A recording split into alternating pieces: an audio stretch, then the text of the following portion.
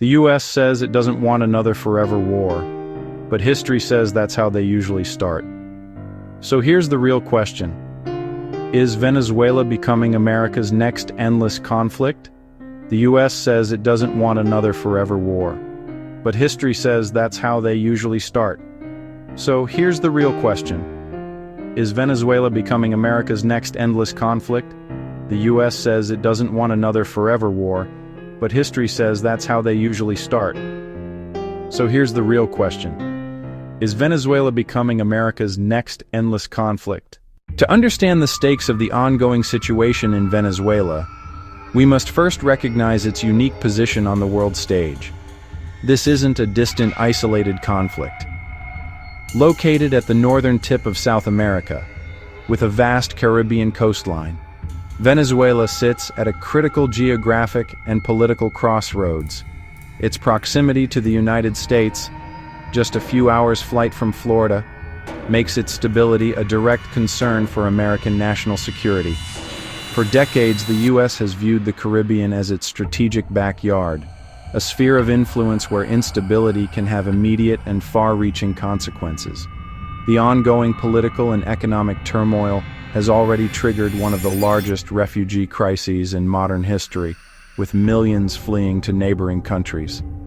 This mass displacement puts immense strain on regional partners like Colombia and Brazil, both key U.S. allies, threatening to destabilize an entire continent. The ripple effects from humanitarian emergencies to the potential for regional conflict land squarely on Washington's doorstep. Beyond its geography, Venezuela's significance is fundamentally tied to a single resource: oil. The nation holds the world's largest proven crude oil reserves, surpassing even Saudi Arabia. This immense underground wealth has historically made Venezuela a powerhouse in the global energy market and a vital supplier to the United States. However, years of mismanagement, political upheaval, and severe international sanctions have crippled its production capacity. The state-run oil company, PDVSA, once a titan of the industry, is now a shadow of its former self. This collapse has profound implications for global energy security. A further decline in Venezuelan output could tighten an already volatile market, while any potential recovery could reshape energy alliances and pricing for decades to come. Control over these reserves is, therefore, a central piece in the geopolitical chess match, representing not just economic potential, but a powerful lever of international influence. Because of these strategic and economic stakes, Venezuela has become a primary arena for great power competition. The political fault lines in Caracas mirror the geopolitical rivalries of the 21st century. Washington has long sought to isolate the Maduro government through a maximum pressure campaign of sanctions and diplomatic isolation, citing democratic backsliding and human rights abuses. In response, Caracas has deepened its alliances with U.S. adversaries. Russia has provided military hardware, economic lifelines, and diplomatic cover at the United Nations, viewing Venezuela as a key foothold in the Western Hemisphere. China, driven by its thirst for resources and its Belt and Road Initiative, has become Venezuela's largest creditor, exchanging billions in loans for oil shipments and a strategic partnership. This economic entanglement gives Beijing significant leverage over the country's future. Meanwhile, Iran has forged a defiant alliance with Venezuela, shipping fuel and technical expertise to circumvent U.S. sanctions and project its own influence far from the Middle East. For these powers, supporting the government in Caracas is not just about ideology, it's a calculated strategy to challenge American dominance, secure resources, and create a counterweight to U.S. foreign policy. This transforms a national crisis into a global flashpoint, where any escalation could draw in powerful international actors, each with their own agenda. The fate of Venezuela is now inextricably linked to the broader contest for global influence. When it came to Venezuela, The Trump administration's strategy was a stark departure from the diplomatic norms of previous decades. The core philosophy was clear and consistently applied: favor overwhelming pressure over strategic patience. This approach, officially termed a maximum pressure campaign, sought to achieve regime change not through negotiation, but by systematically dismantling the Maduro government's pillars of support. It was a high-stakes gambit, predicated on the belief that enough external force could trigger an internal collapse. The primary weapon in this arsenal was economic warfare. The administration unleashed a comprehensive and escalating series of sanctions targeting the lifeblood of the Venezuelan economy, its state-owned oil company, PDVSA.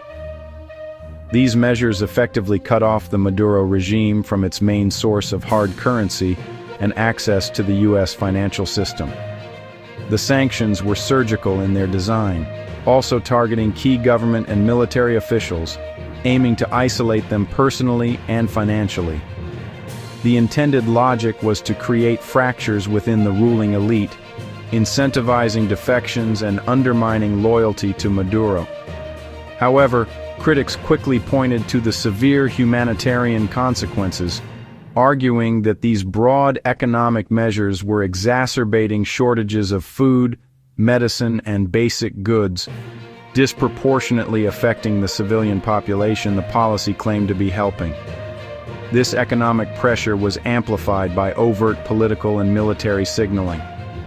Diplomatically, the U.S. withdrew recognition of Nicolas Maduro and instead recognized opposition leader Juan Guaidó as the legitimate interim president, encouraging dozens of other nations to follow suit. Public rhetoric was uncompromising, with officials frequently labeling Maduro a dictator and a threat to regional security. Simultaneously, the Pentagon increased its military presence in the Caribbean. According to reports, naval destroyers conducted freedom of navigation operations near Venezuelan waters, and surveillance flights increased. High-ranking officials, most notably then National Security Advisor John Bolton, repeatedly stated that all options are on the table, a thinly veiled reference to potential military intervention. This combination of actions was designed to create a sense of imminent threat, keeping the Maduro regime off balance and guessing at Washington's next move. For supporters of the administration, this muscular approach was a necessary corrective. They argued that years of cautious diplomacy had only allowed the Maduro regime to consolidate power while the country descended into chaos.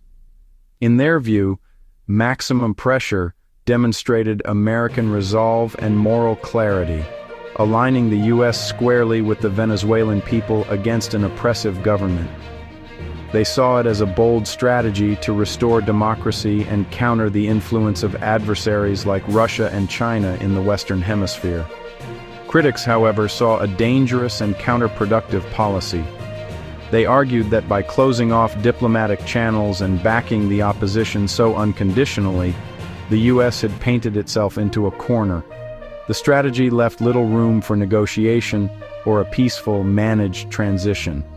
Instead, it created a zero-sum conflict where the Maduro regime, facing an existential threat, had every reason to dig in and resist, ultimately hardening the stalemate and raising the risk of a violent, drawn-out conflict. Every forever war starts the same way, with a clear, defined problem and what appears to be a straightforward solution. The narrative is almost always one of limited goals, quick strikes, and a clean exit. The initial justifications are often compelling: responding to an attack, deposing a brutal dictator, or preventing a humanitarian crisis.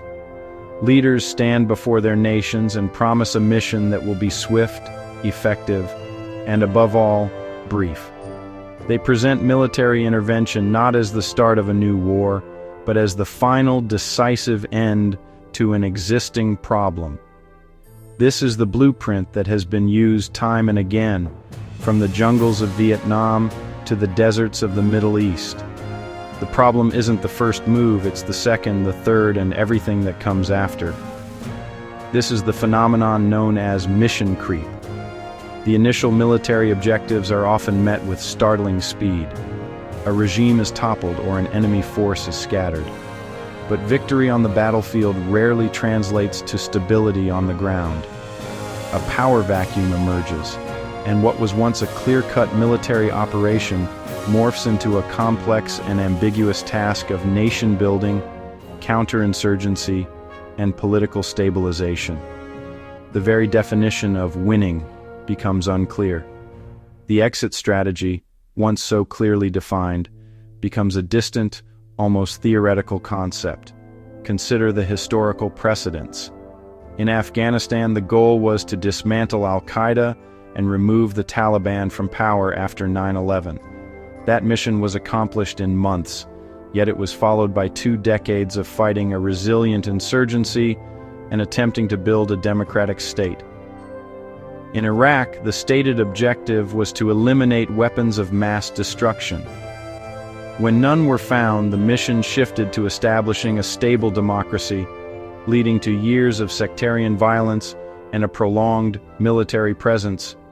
In Libya, a NATO-led intervention to protect civilians evolved into a regime change operation that left the country fractured and mired in civil war. In each case, the path from a limited intervention to a forever war was paved with unforeseen consequences and shifting goals.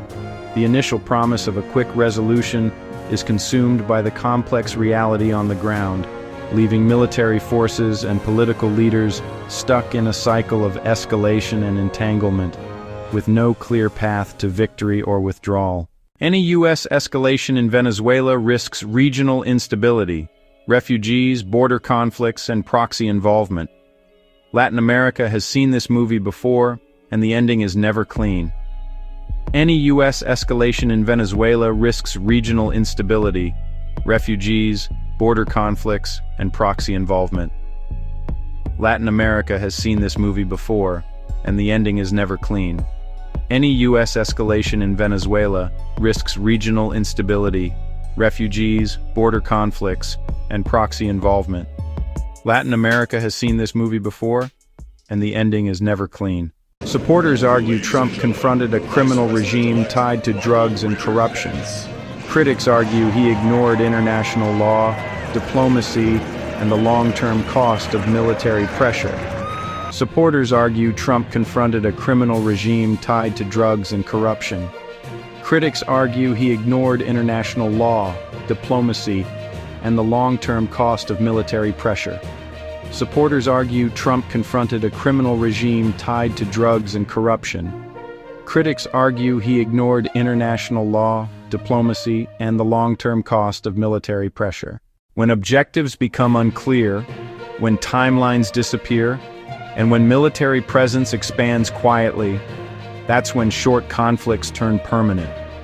When objectives become unclear, when timelines disappear, and when military presence expands quietly, that's when short conflicts turn permanent. When objectives become unclear, when timelines disappear, and when military presence expands quietly, that's when short conflicts turn permanent. The next moves matter more than the first ones.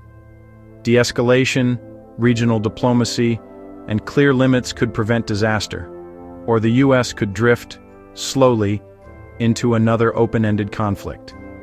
The next moves matter more than the first ones.